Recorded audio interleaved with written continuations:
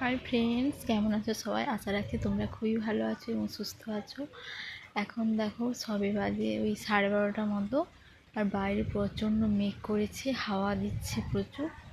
যে আমি একটা ব্লগ নিয়ে তোমাদের সামনে চলে আসলাম।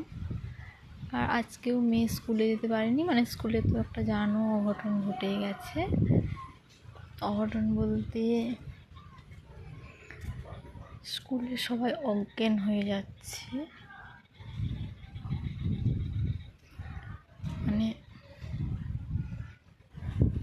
কি বলবো, তোমাদের মেয়েদের উপরেই বেশি হচ্ছে, কেন জানি না, মেয়েরাই বেশি অজ্ঞান হয়ে পড়ছে।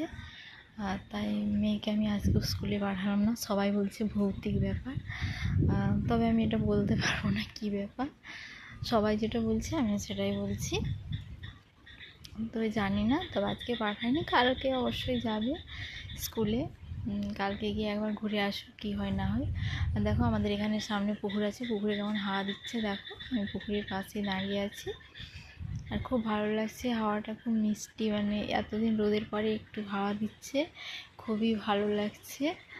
আর দেখো একটাও লোকজন নেই রাস্তায়, দেখো রাস্তা একেবারে পুরো ফাঁকা। আর আমার এখনও খাওয়া দাওয়া হয়নি। তোমাদের খাওয়া দাওয়া হয়েছে নাকি আমাকে অবশ্যই কমেন্ট করে জানিও।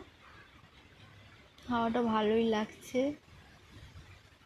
আবার সবাই তো বলছে যে বৃষ্টি হবে বৃষ্টি হবে, কী হবে জানি না। তোমাদের ওখানে আজকে মেঘ করেছে নাকি আমাকে অবশ্যই কমেন্ট করে জানিও।